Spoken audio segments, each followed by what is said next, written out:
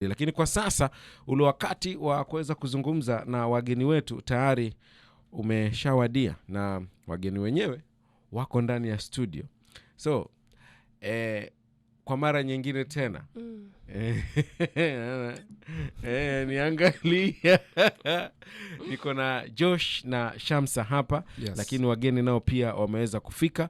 So Josh, with all the honors, Yes. please welcome.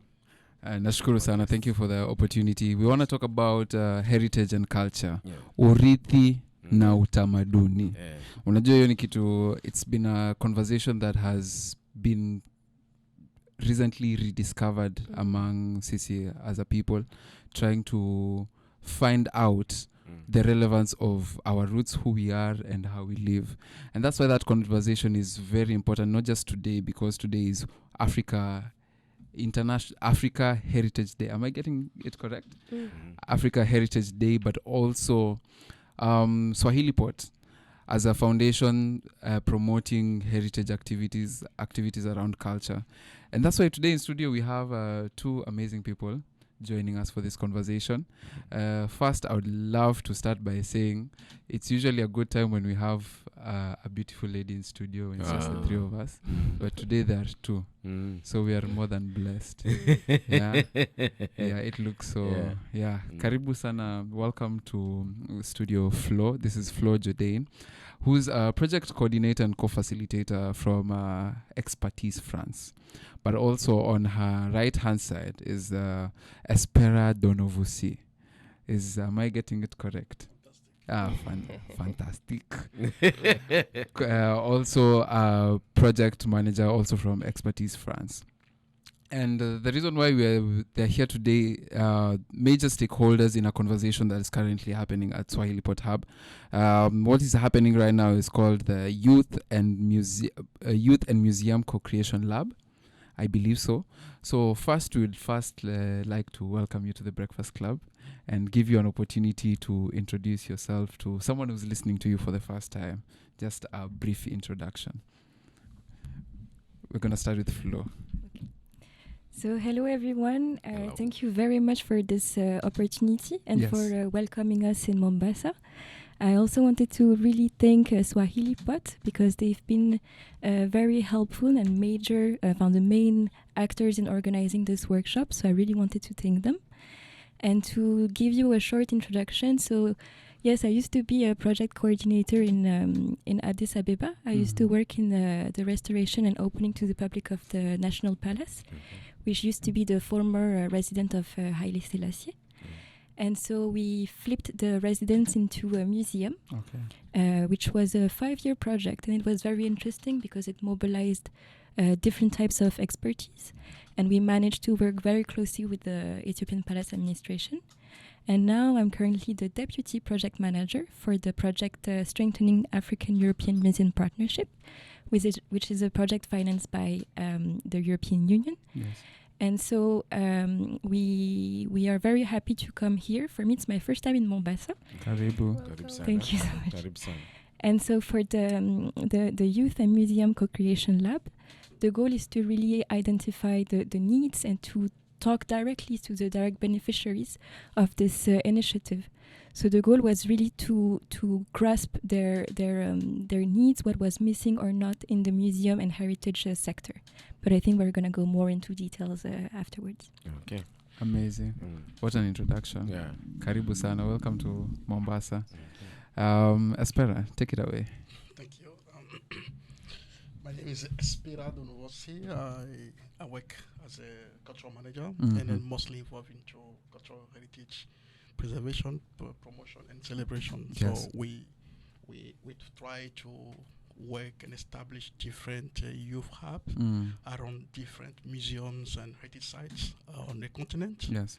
And I also mostly working on policies. How do we strengthen policies around heritage preservation, conservation? How do we get even broader community involved into understanding and celebrating what is our cultural heritage? Yeah, and as Flo said, right now we are working on this European Union funded project of how do we strengthen Africa-European museum partnership. Yes. And the idea is to really establish new narratives around around 2 different continents, and make sure that what our heritage is shared values, and heritage is what heritage. Yes. It's not like what is here in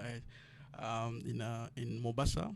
It is also belongs to people somewhere else around the world. So heritage is a human right. Yes. So we are trying to get people involved into that. And then I'm back again to Swahili Port. I discovered Swahili Port in 2022, and then since then we established a clear collaboration between the different department of Swahili Port. And I'm happy to be invited for the first time to Swahili Port FM. Yes. Yeah, thank you so much. Thank you so much. Karibu. And first, I would love to kickstart, because we usually talk about heritage, culture. And maybe I'm going to speak for myself and maybe say I might not really know what the importance of preserving heritage. Kuwekeza utamaduni. See, I might not know the importance of that. So maybe in a few words you could tell us why you believe it's important that we really are keen on preserving our heritage and cultures. Okay. So I'm allowed to start, right? Yes. I think the importance of safeguarding or preserving heritage is kind of what we do on a daily basis. For instance, from this studio, every document you produce, you don't want to just go and throw it away. You want to preserve it. You want to have it with you, have a kind of a track record, or have I'd say this kind of to know what you've done, and from that bridge the future.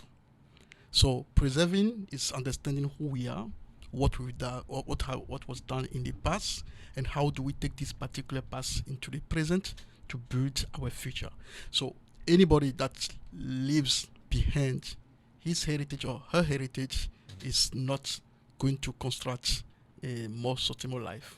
So we just need to know who we are and then build on that. And then every day we are creating heritage. This particular broadcasting in the next future will become heritage for young people to refer to.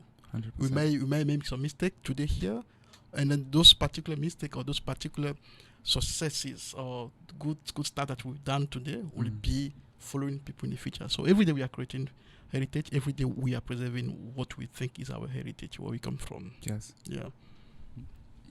And maybe to I totally agree with Espéra, and I also believe that it's strongly important as it will preserve our own identity.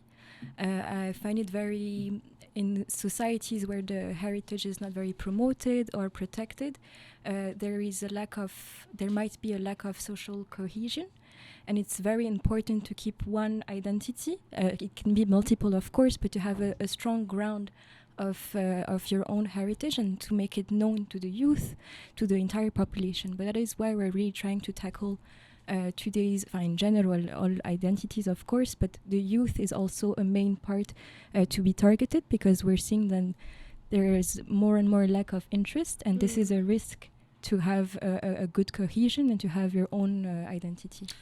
Maybe to follow up on that, you mentioned about the youth being, not interested. I know that whenever we go into museums or when we speak about heritage and culture, we usually associate it with old people. And most of the time you go to these museums, you just find the people that are there guiding or taking care of these places are very, very old people. And now, how can we ensure that we involve the youth in making sure that they protect this heritage, they learn their culture and just be the future of these museums, the same places that we go to and find these older generations? That is a very good remark. It's something that was mentioned during the workshop. It's actually how the whole discussion happened.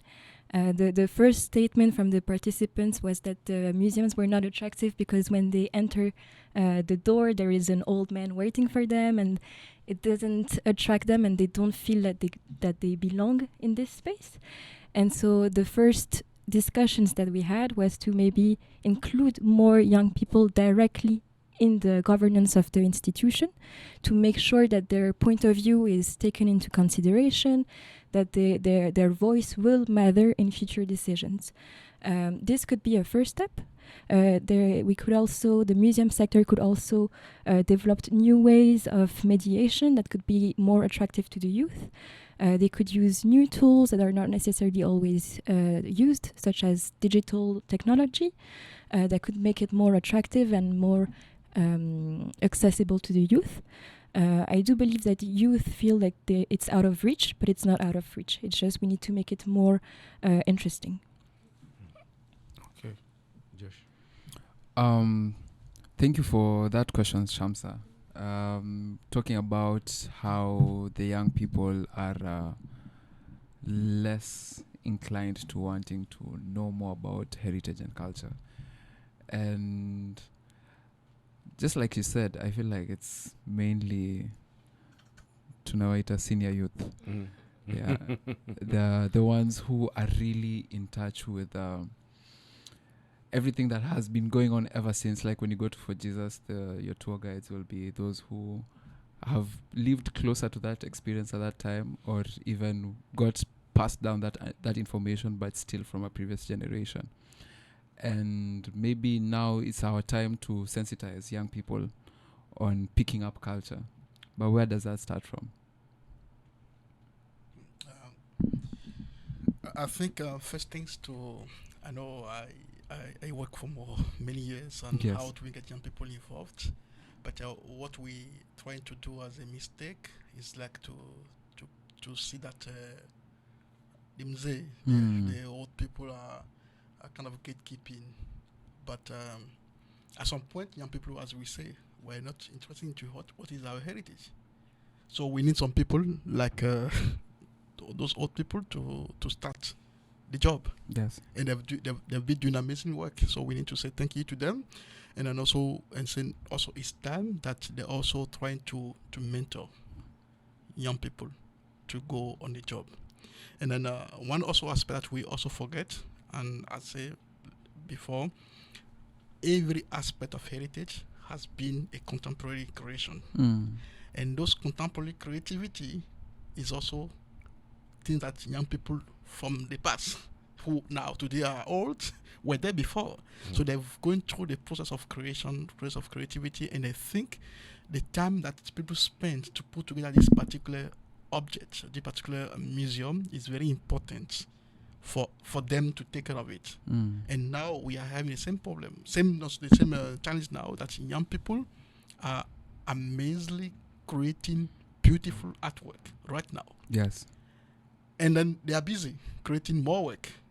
But if we don't link what they are creating now to heritage, then we are going to again to this issue of when they grow up, they feel like, okay, young people don't understand my creativity, so I need to be the one taking care of it. And then the new young people will be complaining about old people taking the job. Yes. Right? So we just need to make this connection. And I say people need to understand there's no heritage that belongs to the past.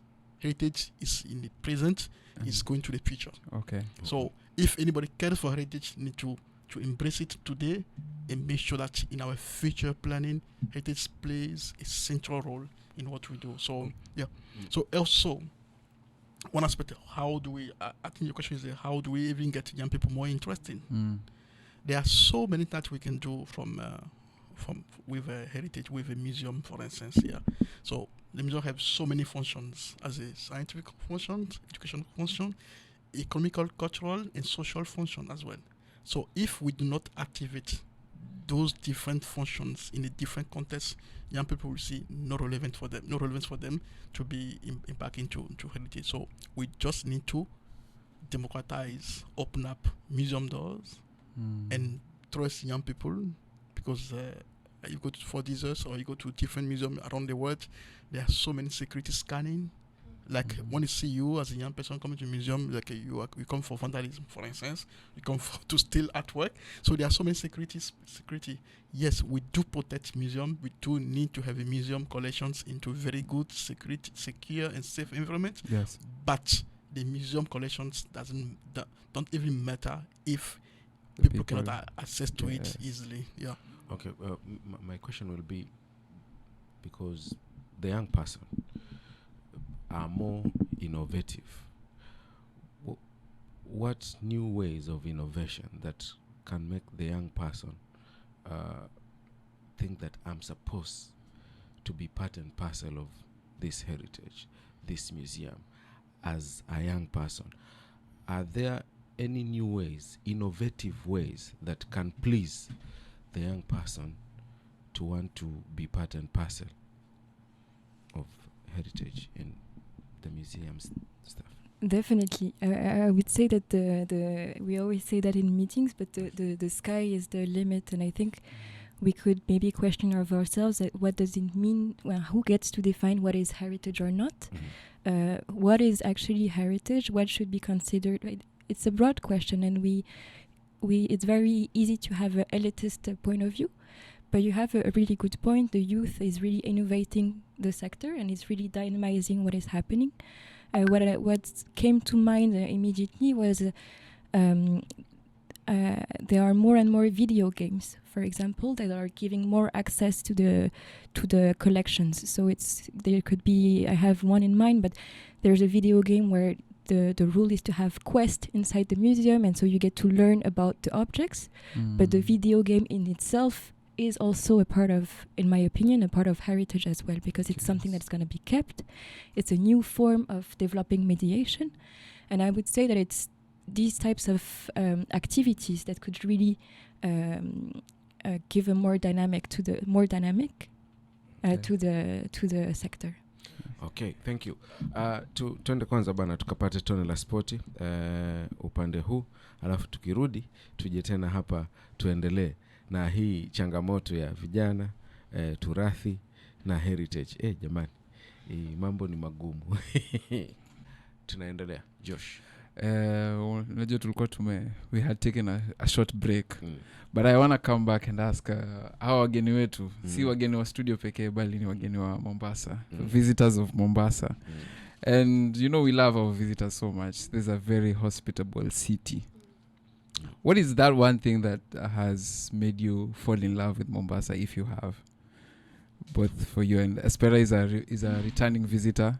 I think this is 3 times. I'm not sure. But what's that first thing when it comes to culture and heritage about Mombasa that you think about? For me, let us be very straightforward. People. The people. The people of Mombasa. Yes. So there's no evening culture without people transmitting this culture to welcome you. And yes. Yeah. So when you say people, everything goes around. Everything goes around, like the food, for instance. Yeah. And then those kind of the intangible elements of how of Haiti where people carries with them. Yes. So for me, it's around people. Yeah, mostly people. You're saying our people are lovely, yeah? Yeah. Very welcoming. We are proud of that. Yeah, okay. What about you, Flo? What do you love about Mombasa? I would say the same, because we feel very safe, and of course the people have created such a warm environment. Yeah. But maybe not to be too redundant, I would say that there are visible aspects of the heritage that is going everywhere. So I was thinking about the matutus, where you can see a lot of slogans. I don't know, on the buses, where you can really feel the what is driving Kenyan people. Yeah. The matatu culture caught your eye. Exactly. And then we should have brought her here for the NTSA discussion. Yes. We once hosted drivers and conductors of matatus here. Oh, wonderful. Yeah. So they had that a would lot have to been say. So what's surprising is that for you, what is a nice experience for us is usually a very... It's a nuisance sometimes. Yeah. The loud matatus, the art, sometimes we find it too extreme, but it's good that that's something that you fell in love with, and it just shows how different we are. Wachaneni na utamaduni wetu ameupenda. Matatu to the world. Sawa tusichome. It is matatu to the world. Matatu culture to the world. To the From world. Mombasa to the world. Yes. Yes. Welcome once again to Mombasa and to Swahilipot FM. At Swahilipot Hub Foundation, there's something that's happening. I think yesterday and today, the Youth and Museum Co-Creation Lab. So first, for someone who is interested but does not know what that is, you please elaborate that for us. But also, something that is happening is called an ideathon.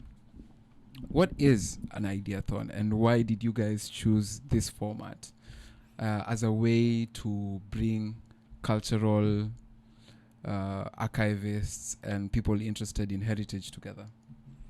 So an ideathon is a workshop format, if I may. I'm going to try to make it in very simple terms, but it's a workshop format that gathers different types of people coming from different sectors. And the goal is at the end of the ideathon, we come with a clearer understanding of the sector, and we have concrete recommendations or ideas that could be used in the future. Mm-hmm. And so the reason we are doing that is because we are just starting on our new project that we're starting with Espéra and with the Goethe Institute as well. And we really wanted to understand what the people actually needed, because the needs to come from the ground. Otherwise, it's not going to work out properly. Mm-hmm. So that's why, thanks to Swahili Pot, we managed to gather a very different, very interesting panel of people. We have artists, cultural entrepreneurs, students, museum directors, and I might have forgotten some, but it's a really interesting and dynamic panel of participants. And so the subjects that we are tackling is mostly the participation of youth in the museum sector. And for this, we have tackled different subcategories. So the main one would be the participation of youth in the museum direction. Yes. The second one would be how we could create more prosperous links with the university sector, meaning that the museum and the university are to have a broader chair that could be developed in the years and that is more stable. This third one would be around digital, the digital sector, how to make it more vibrant. So it follows up on the discussion we had earlier. And so, of course, the discussions go more and more and are very dynamic, and we have participants who speak their voices, which is really nice. And what we have seen is that there is a common line everywhere, is that youth wants to be part of the discussion. Youth are already interested and want to continue to be interested. They don't want to feel left out. They don't want to feel that it is an elitist sector. They want to be part of it. There was also the mention of gender issues that was tackled, how women can be better integrated in the sector, how we should be always careful about where they are represented in the structure. But maybe I can let Espéra continue on the... That's okay. This particular activity, the co-creation lab, and also the ideathon, has brought together participants from different spheres. For example, I have a mutual of mine called Furaha. Furaha is a music archivist and a DJ. And also the convener, one of the conveners is Abu Ndegwa. Completely different spheres. I mean, it's art, this is music, and this is culture. But these are people from different aspects. And now the thing with people from who have different areas of interest is that language is different. So how do you guys approach dialogue, considering that people are coming from different backgrounds, but all of you are trying to create solutions within the same ecosystem to spearhead heritage and culture?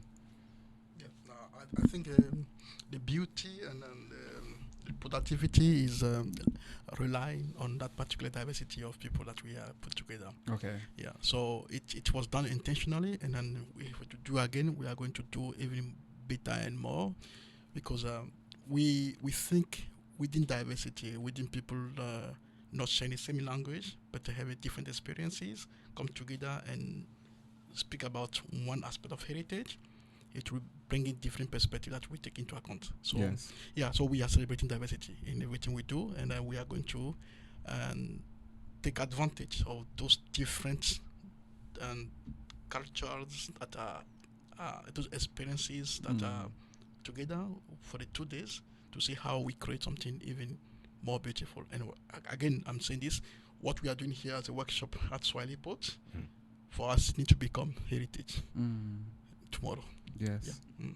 Maybe Shamsa? Maybe I'll take you back a little bit from what we're having the conversation.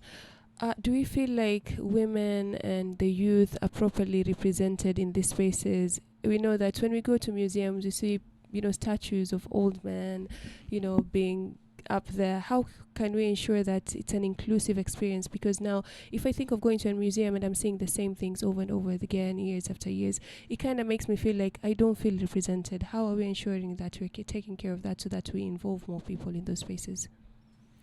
So during the workshop, we had Vivaldi, who's working from the Rwanda Art Museum, and he gave a really wonderful presentation on the activities of his museum. So we took it as one of the examples.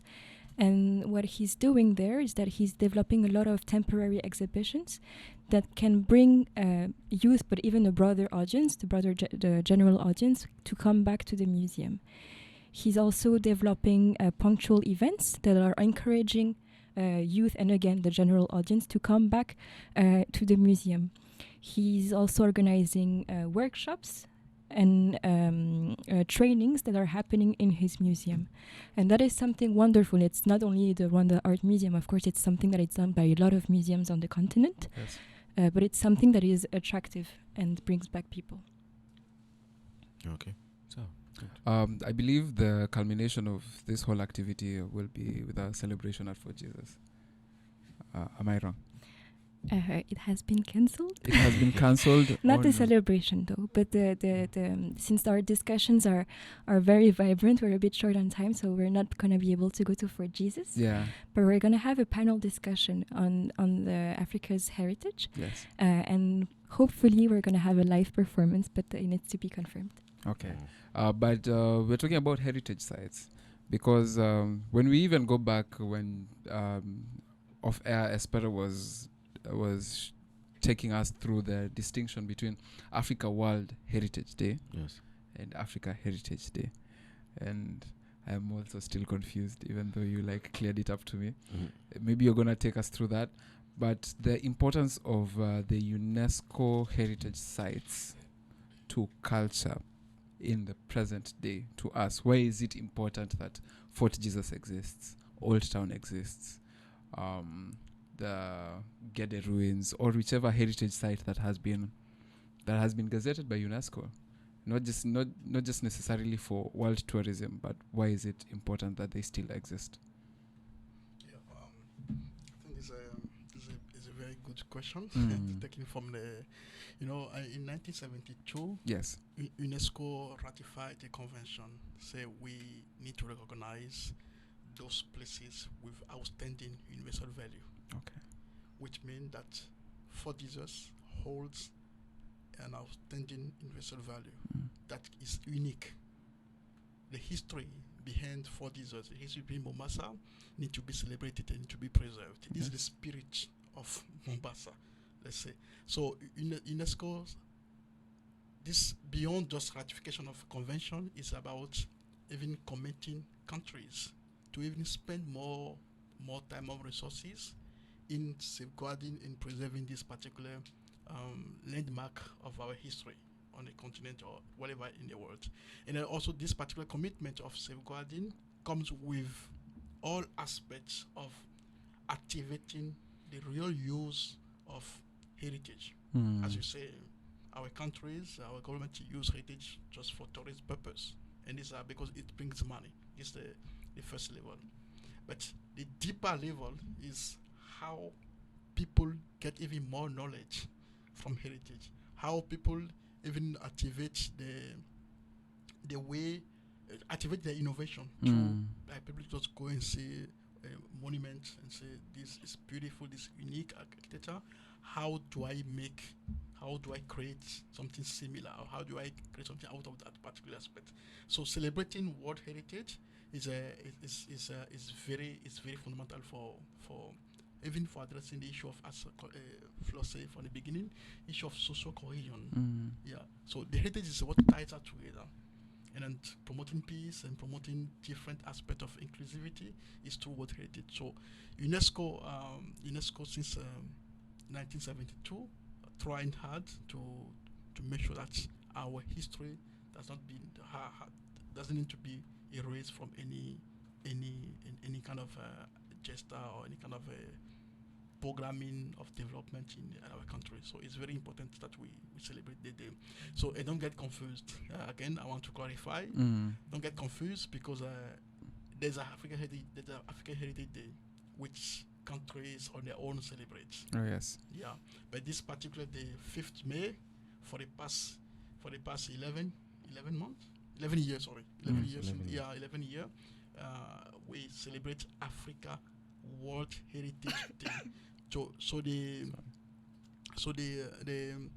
nomination of World Heritage Day is very important because it's completely linked to the convention of safeguard or protecting, promoting world heritage around the world. So this and then why does UNESCO put what? Because Mombasa, for just doesn't only belong to Mombasa. Yes. It belongs to humanity. Yeah. Okay.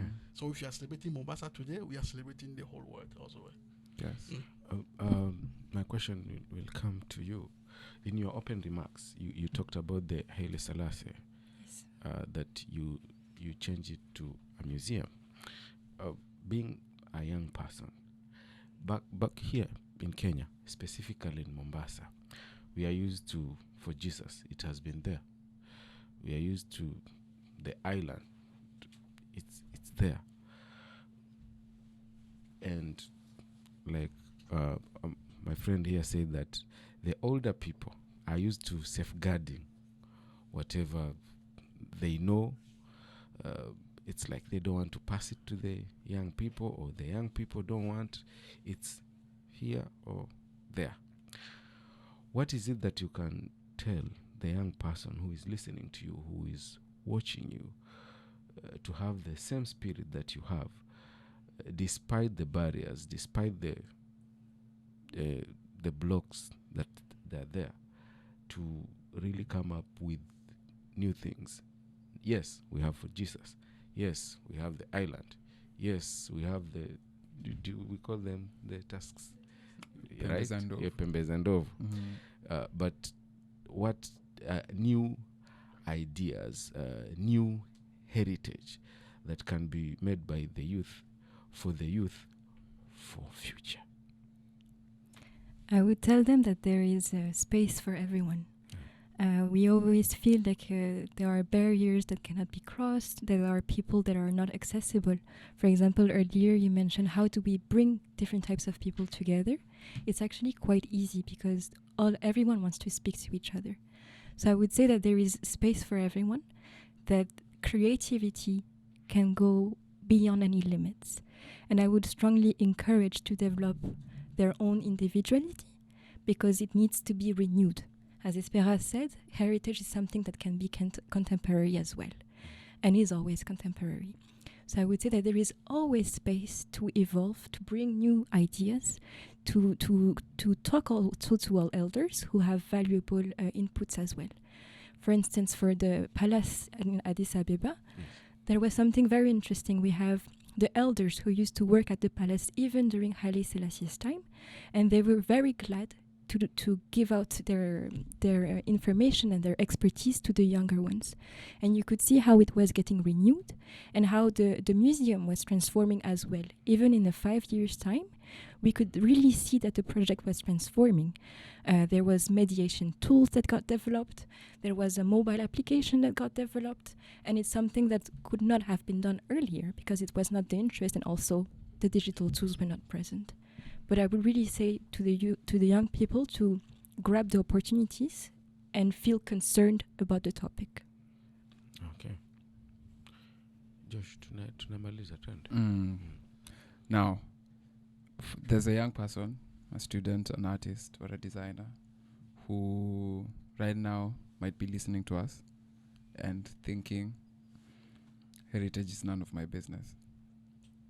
Culture is a forgotten thing. Yes. Thing of the past. Would you like to talk to them? I think they're completely right. Yeah, we are right. We have the right to choose what is for us is relevant. And then if somebody say it's not something I'm into, heritage or culture, they are right. I'm not gonna convince anybody to change. Yeah. To change. Yeah. What I will do is to understand what is your business. Yes. And then if somebody say it's not something I'm into, heritage or culture, they are right. I'm not gonna convince anybody to change. To change. What I will do is to understand what is your business. What first and take it from his perspective. What do you think is your business? So if you say my business is to how to become successful in what I do, how do we become billionaire, how do I acquire knowledge, and then that's where I can see if a collection or museum collections or heritage can bring some response to that. But I'm not going to put museum or heritage in forefront before understanding what he needs. And then I know on the continent we have so many young people have no job. The issue of employment is very important, and then museums or heritage can solve this problem. We can use heritage in museum through entrepreneurship ideas. We create so many, as we said before, there are so many things that we can do out of heritage, right? So heritage and museum can support job creation. We can also use heritage to even acquire knowledge. And young people, they are looking for knowledge, they are looking for content, they are looking for different innovative ideas. And then our heritage in all the aspects is unique. So we can just take from what they think is their business and see if we can link to that particular. If we cannot link to heritage, then we are failing, because heritage is part, as we said from the beginning, is part and parcel of every development agenda. Might be social development, human development, economic development. Without heritage, we are nobody. Yeah, nobody. Now, for centers like Swahili Pot Hub, that they value heritage. You've been there several times. It's it's the first time that you've been there. What will you say about Swahili Pot now that is your first time you've been there, talking about heritage? To be honest, this team has amazed me. Really. First of all, their space is very inclusive and inviting. You feel safe in it. So I think that's rule number one for people to be able to express their creativity and to express their individuality. And I was so amazed by the different infrastructures that they have. I was specifically amazed by their studio and also about their tech sector. I'm sorry, Abu, if I'm not describing it properly, but they have photography workshops. There are a lot of training programs and mentorships that are very valuable to the community. And you can see that it's a very vibrant place where people come and go because they feel safe doing that. There are no strict rules in it. And that is, for me, it's the best thing ever. Okay. What about you? I think I just want to say that when first time I came to Swahili Pot, yes, I was trying to see around the continent, in South Africa, in Rwanda, in Egypt, also in Kenya, how do we establish vibrant youth hub?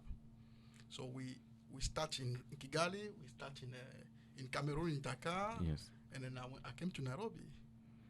And then let me mention this name here, Dr. Purity Kiura, who is a research scientist at Nairobi Museum.